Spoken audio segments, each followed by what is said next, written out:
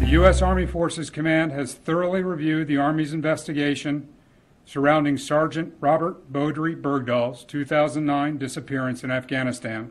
In addition to charging Army Sgt. Bowe Bergdahl with desertion, military prosecutors reached into a section of military law rarely used since World War II. Bergdahl is also accused of misbehavior before the enemy, a much rarer offense that carries a stiffer potential penalty in this case.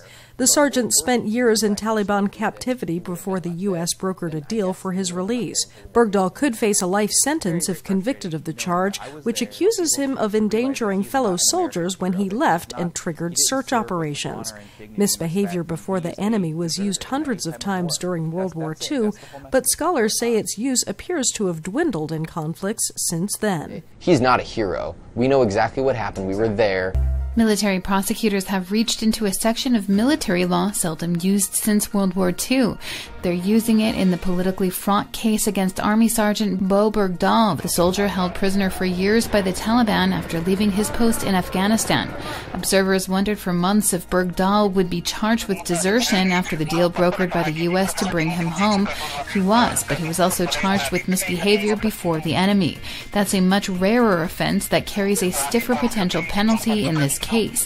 Bergdahl could face a life sentence if convicted of the charge. Sources tell the AP the misbehavior charge allows authorities to allege that Bergdahl not only left his unit with one less soldier, but that his deliberate action put soldiers who searched for him in harm's way.